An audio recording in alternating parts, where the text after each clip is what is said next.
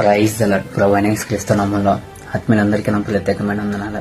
ప్రభు క్రీస్తు వారు బైబిల్లో అనేక విషయాలు మనకు బయలుపరుస్తా ఉన్నాడు.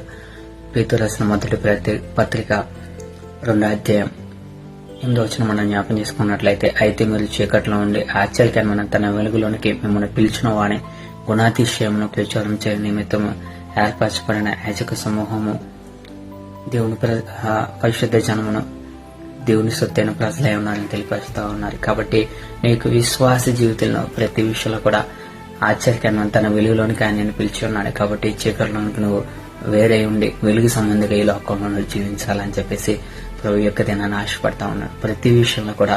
ఎందుకంటే ప్రభు క్రీస్తు వారు వెలుగుగా ఉన్నాడు కాబట్టి చీకటికి ఏమాత్రమే సంబంధం లేదు. నువ్వు నిజమైన వెలుగుగా ఈ లోకంలో వెలిగించబడి చీకటిలో ఉన్న బిడ్డలు అనేకులు వెలుగులోనికి నడిపించాలని ప్రభు ఆశపడతా ఉన్నాడు.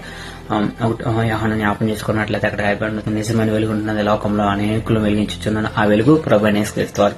కాబట్టి నువ్వు వెలుగు సంబంధించి ఈ లోకంలో జీవించి ఆశ్చర్యకరమైన తన వెలుగులోనికి నేను పిలిచిన వాడిని గుణాతీశం నువ్వు తెలుసుకుని దేవుని బిడ్డగా దేవుని ప్రజలుగా నువ్వు ఈ లోకంలో జీవించాలని ప్రభు క్రీస్తు వారు నీ పట్ల కలిగి ఉన్న ఉద్దేశం ప్రణాళిక నెరవేర్చబడాలని ఆశపడతా ఉన్నాడు. కాబట్టి ప్రభు ప్రేమ కలిగి ప్రభు చిత్తం కలిగి ఆయన బిడ్డగా నువ్వు జీవించే ప్రయత్నం చేయాలని ఈ యొక్క దినాన్ని ప్రభు ఆశపడతా ఉన్నాడు.